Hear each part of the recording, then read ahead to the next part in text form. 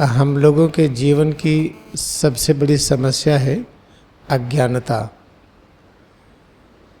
हम जानना चाहते हैं, जानने के लिए मन की शक्ति का प्रयोग करते हैं, जिसको पावर ऑफ माइंड कहते हैं, और रीजनिंग पावर, तर्क वितर्क शक्ति, भावनाओं का प्रयोग करते हैं, फीलिंग का प्रयोग करते हैं, जो कुछ कहिए बुद्धि का प्रयोग करते हैं। ये सब प्रयोग करते हैं और उसके आधार पर कुछ निष्कर्ष निकालते हैं और उसी निष्कर्ष के आधार पर जीवन व्यतीत करते हैं और उसी आधार पर सभी लोग जीवन व्यतीत कर रहे हैं। और उस तरह से जीवन व्यतीत करने पर देखिए समाज कैसा चल रहा है। अस्पताल है और अनेक तरह की टेक्नोलॉजी है, इंजीनियरिंग कॉलेज है, खेती का काम है, व्यापार है, शासन है, प्रशासन है, लिखाई पढ़ाई है, ये सब चल रहा है। लेकिन इस प्रकार के कार्यक्रम से संतुष्टि नहीं मिल रही है। संतुष्टि नहीं मिल रही है, इसका अभिप्राय ये है कि कुछ कमी है। अक्सर देखिए सभी लोग जब कोई कष्ट होता है तो याद करते हैं कि आज जो कष्ट है ये पिछला जन्म का कारण है, हमने कभी गलती किया था इसलिए हमें कष्ट है। तो हम पिछला जन्म जानने का प्रयास करते हैं, अगला जन्म अच्छा हो इसकी कामना करते हैं, वर्तमान में कैसे रहें ये प्रयोग करते हैं। इस तरह से हमारा कार्यक्रम चल रहा है। लेकिन इसमें कुछ समस्या का निदान नहीं मिल रहा है। समस्याएं बनी हुई है, प्रतिदिन की समस्या, रोज कई नई समस्या आती है।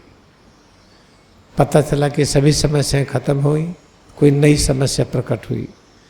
ऐसे सभी के जीवन में होता है। केवल वही लोग जो सत्य की अनुभूति कर चुके हैं उन्हें सिर्फ एक समस्या है कि कैसे लोगों के अज्ञानता को दूर किया जाए। इसके अलावा उनके पास कोई समस्या नहीं है। कैसे लोगों को सुखी किया जाए, कैसे लोगों में शांति प्रकट किया जाए, इस समस्या के अलावा और कोई समस्या नहीं है। जो लोग आत्मज्ञानी हैं, जिन्हें पैगंबर कहते हैं, अवतार कहते हैं, कभी कभी होता है कि अवतार को लोग पहचान नहीं पाते हैं, उनके जाने के बाद पहचानते हैं। पहचानने वालों की संख्या कम होती है।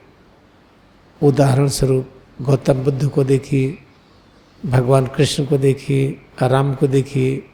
उनके समय में उन्हें अवतार माने, इसकी संख्या कम थी। आज भी वैसे ही है। महात्मा गांधी अवतार थे, कोई भी नहीं मानता था। कुछ लोगों को छोड़कर परमहंस योगानंद, स्वामी तेश्वर गिरी, इसी तरह से कुछ लोग और हैं, उनको छोड़ करके महात्मा गांधी को अवतार कोई नहीं मानता था। अब मानने वालों की संख्या बढ़ रही है। आने वाले 100 वर्ष के बाद महात्मा गांधी को उसी तरह से अवतार मानेंगे जैसे गौतम बुद्ध को मानते हैं, भगवान राम और कृष्ण को मानते हैं। 500 वर्ष के बाद, 1000 वर्ष के बाद उनकी महिमा का गुणगान और होगा। ऐसे सब चल रहा है मानव के रूप में। हमें क्या करना है? हमें ये जन्म मिला है, इस जन्म को हम बढ़िया से जिए, अच्छा सा कैसे जिए। जो हम अपने लिए चाहते हैं वही हम सब के लिए चाहें। हमें सोचते हैं इस प्रकार के खाना को खाने पर स्वास्थ्य बढ़ेगा, शक्ति बढ़ेगी। उस तरह के खाने का प्रयोग और उस तरह के खाने की व्यवस्था हम सब के लिए करें। इस प्रकार के रहन सहन से हमें शांति मिलेगी।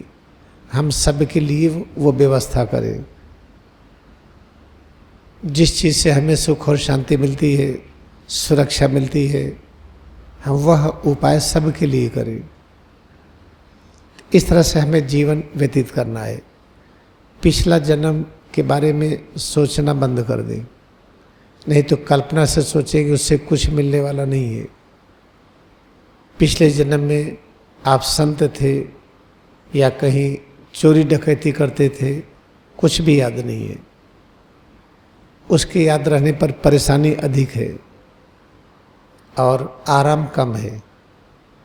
पता चला कि पिछले जन्म में जो बगल में कोई बैठा है, इससे झगड़ा हुई थी, इसने हमारा मर्डर कर दिया था, पूरी तरह से याद आ जाए, इस जन्म में बगल में नहीं बैठेंगे। इसलिए पिछला जन्म सब भूल जाते हैं और ये भूलना आवश्यक है। वैसे भी हम एक ही जन्म की बात करते हैं, पिछला जन्म अगले जन्म की काल्पनिक बात करते हैं। कल्पना करिए कि कोई 20 साल का है तो कहेगा हमारा एक जन्म है ये 20 साल का है। कोई 50 साल का है कहेगा हमारा ये एक जन्म 50 साल का है। पिछला जन्म याद नहीं तो उसको भूलिए, एक ही जन्म याद है तो कोई कहेगा ये जन्म 50 साल का है, कोई कहेगा 20 साल का है, किसी के लिए 10 साल का है, किसी के लिए 80-90 साल का है, लेकिन एक ही जन्म की बात हो रही है। पिछला जन्म याद नहीं है तो कल्पना न करें और अगले जन्म की भी कल्पना न करें। हम अमर हैं, अजर हैं, ये कल्पना छोड़ दें, एकदम उस रूप में रहें जो हम जानते हैं। इसमें से जितने लोग बैठे हैं सब लोग मान लें कि हमारा यह एक जन्म है, पिछला याद नहीं था कि नहीं, इसके बारे में हमें कुछ पता नहीं, अगले के बारे में कल्पना नहीं। इस जन्म में हम कैसे रहें कि सुख शांति मिले, इसी की व्यवस्था करनी है। चलिए, अगर पिछला जन्म हम मानते हैं, अगर हमें याद आ गया कभी हम 20 साल के हैं, पिछला जन्म हमारा था, कब था भाई, हम पैदा हुए थे 1890 में। अगर पिछला जन्म 1890 में था और याद है और आज तक याद है, तो 1890 से लेकर के आज तक हम एक ही जन्म कहेंगे, 2 जन्म नहीं कहेंगे। कहेंगे ना कि हम 1890 से थे हम और आज भी हैं। जैसे कोई 1950 में पैदा हुआ और आज भी है, तो क्या कहेगा, 1950 से आज तक हम हैं, ये हमारा एक जन्म है। किसी को याद आ गया कि 1850 से है और पूरी तरह से याद है, सब प्रमाण, उसको सब पता है, तो 1850 से लेकर के आज 2015 तक वो कहेगा ये हमारा एक जन्म है। तो एक जन्म तो हम हमेशा कहते हैं। अगर पिछला 1000 वर्ष तक पता है कि 1000 वर्ष पहले हम कहाँ थे, प्रमाण से नहीं, कल्पना से नहीं, प्रत्यक्ष अनुभूति, कोई हम काल्पनिक प्रमाण न लें, अनुभूति का प्रमाण लें कि पता है कि 1000 वर्ष पहले हम वहाँ पर थे, फिर वहाँ पर थे, फिर वहाँ पर थे, फिर वहाँ पर थे, आज 2015 है, तब मानेंगे कि भाई हम 1000 पहले से हैं, तो हमारा एक जन्म 3015 वर्ष का है। अगर किसी को याद है कि जब 1,00,000 वर्ष पहले से लेकर के आज तक एक एक दिन की अनुभूति है, तो उसको भी वो एक ही जन्म कहेगा। इसलिए हम लोग इस पचड़े में न पड़े, पिछला जन्म क्या था उस पचड़े में पड़ेंगे तो बहुत ही भरमाए जाएंगे। कोई कहेगा शनि का ग्रह है, पिछले जन्म में ये गड़बड़ी किए थे, अब आप नीलम पहन लीजिए, हीरा की अंगूठी पहनिए, ये पहनिए, वो पहनिए, इस प्रकार की पूजा करिए तो पिछले जन्म का ग्रह खत्म होगा, ये जन्म ठीक होगा। इस प्रकार के हम लोग झंझट में पड़ करके और परेशान होंगे। इसलिए याद रखिए, हमेशा हम जो बात करते हैं हम सब एक ही जन्म की बात करते हैं। 2 जन्म की बात एक काल्पनिक है। ये अगर ये पता चल गया कि सृष्टि के आदि में भी हम थे, जब सृष्टि प्रकट हुई, जब मानव हुए, तो उस समय से हम हैं और आज तक हैं, ये प्रमाण में अनुभव हो गया। और जब अनुभव हो गया तब भी हम एक ही जन्म कहते हैं, दो नहीं कहते हैं। और ये पता है कि अगले जन्म कहाँ होंगे, अगले 1,00,000 वर्ष तक पूरा पता हो। तो सृष्टि के आदि से लेकर के आने वाले भविष्य के 1,00,000 वर्ष को एक ही जन्म कहेंगे, दो नहीं कहेंगे। हम कहते हैं एस्टरडे टुडे, कल और आज, क्योंकि एस्टरडे के प्रतिपल की अनुभूति आज नहीं कर पा रहे हैं। कल सुबह कैसा था उसकी अनुभूति आज नहीं हो रही है। कल दोपहर में कैसा था, कल सुबह 8 बजे कैसा अनुभव कर रहे थे, बाहर कितनी गर्मी और सर्दी थी, यह अनुभव नहीं हो रहा है। इसलिए हम एस्टरडे कहते हैं। अगर एस्टरडे का प्रत्येक क्षण आज की अनुभूति हो तो केवल हम आज ही कहेंगे, एस्टरडे नहीं कहेंगे, कल नहीं कहेंगे, केवल हम प्रेजेंट मोमेंट कहेंगे। तो जब हम क्रिया योग ध्यान करते हैं तो प्रेजेंट मोमेंट का आयाम बढ़ने लगता है। जो कल अनुभव किए थे उसकी अनुभूति आज भी कर लेते हैं, 100 वर्ष पहले की अनुभूति आज ही कर लेते हैं, तो फिर अतीत रहा ही नहीं। जब मनु और शत्रुपा की कहानी है कि परमात्मा मनु शत्रुपा के रूप में प्रकट हुई, तब से लेकर के आज तक की समस्त अनुभूतियाँ जो कर लेते हैं वो वर्तमान की अनुभूति है। तो वर्तमान का विस्तार हो जाता है, इतना विस्तार हो जाता है कि पूछिए नहीं, कि वर्तमान ही वर्तमान रहता है। ये बड़ा महत्वपूर्ण है कि सब चीज़ वर्तमान के रूप में ही आपको दिखेगा, न भविष्य दिखेगा न अतीत दिखेगा।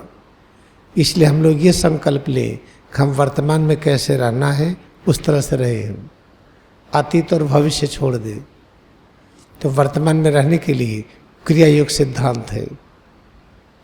क्रिया योग सिद्धांत है, उसमें बताया जाता है कि मृत्यु नहीं होती है, पानी नहीं मरता है, अणु परमाणु नहीं मरता है, प्रकाश की किरणें नहीं मरती है, ऊर्जा की तरंगें नहीं मरती है। तो सिर से पैर की उंगली तक जो अणु परमाणु का एक संग्रह है, इसकी अनुभूति को हम सुख दुख न कहें, यह अमरता की अनुभूति है। हम इसी वर्तमान में रहें, सुख दुख की अनुभूति को अमरता की अनुभूति कहें। हल्कापन भारीपन अमरता की अनुभूति, गर्मी और सर्दी की अनुभूति अमरता की अनुभूति। सिर से पैर की उंगली तक प्रत्येक अंग में प्रतिपल जो अनुभव होता है अमरता की अनुभूति। हम वर्तमान में अमरता के साथ रहें, बस। हम जितना अधिक अमरता के साथ रह लेंगे समस्याओं से मुक्त होंगे।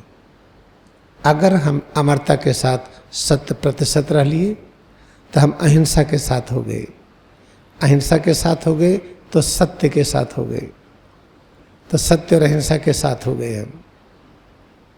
इसलिए याद रखिए, आज सिर्फ एक बात को समझ के जाइए, आज से हम अतीत और भविष्य को भूल जाइए।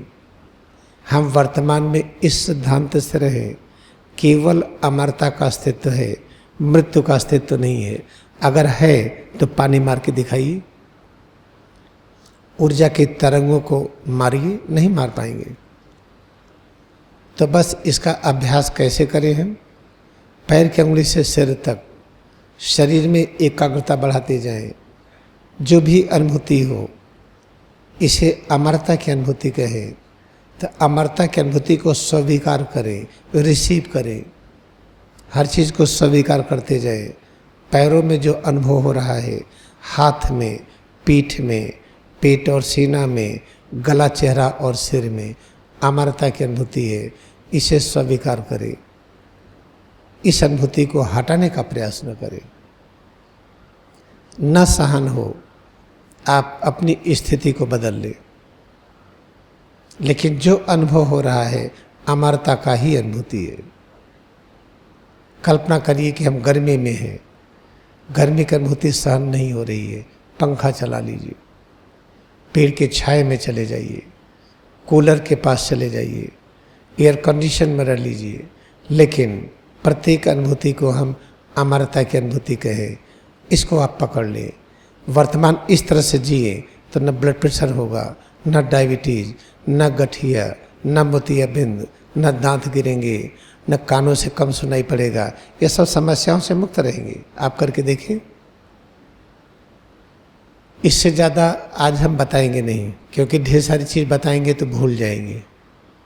आज का निष्कर्ष क्या है कि हमारा जीवन एक है, वर्तमान। वर्तमान में जो अनुभूति करते हैं अमरता की अनुभूति है। अमरता की अनुभूति में हम स्वेच्छा से एकाग्रता बढ़ाएं, न सहन हो, स्थिति को बदल ले, लेकिन उसे हम दुख न कहें। बैठे हुए हैं, नहीं सह पा रहे हैं, लेट जाए, लेकिन बैठने पर जो अनुभूति हो उसको दुख न कहें, दर्द न कहें। खड़े हैं, न सह पाए, बैठ जाए, लेकिन खड़े होने पर जो अनुभूति हो रही है उसे हम दुख न कहें, थकावट न कहें। काम कर रहे हो, अमरता की अनुभूति है। काम करते ही उस अनुभूति को न सह पाए, काम करना बंद कर दीजिए, लेकिन उस अनुभूति को हम दुख न कहें, तकलीफ न कहें, थकावट न कहें। इस चीज़ को पकड़ लीजिए। हम आज रविवार के दिन आज इसको पकड़ लीजिए और इस तरह से वर्तमान में रहिए। वर्तमान में रहने का यही तरीका है। और अन्य विचारों के साथ वर्तमान में रहेंगे तो रह नहीं पाएंगे, अशांति आएगी। कहते नहीं भाई वर्तमान में जिए, अतीत की चिंता क्यों करते हैं? तो कैसे जिए वर्तमान में? जीने का तरीका क्या है? भविष्य की चिंता न करें, अतीत की चिंता न करें, वर्तमान में रहें। तो कैसे रहें? वो टेक्निक क्या है? उपाय क्या है? उपाय हमने आपको बताया है कि सिर से पैर की उंगली तक इसके प्रत्येक अंश को अनुभव करते रहिए हर समय। इस अनुभूति को अमरता की अनुभूति कहते रहिए। बस आज इतना याद रखिए और इसी स्मृति को लेकर के आप यहाँ से जाएं और प्रतिपल इस तरह का जीवन व्यतीत करें।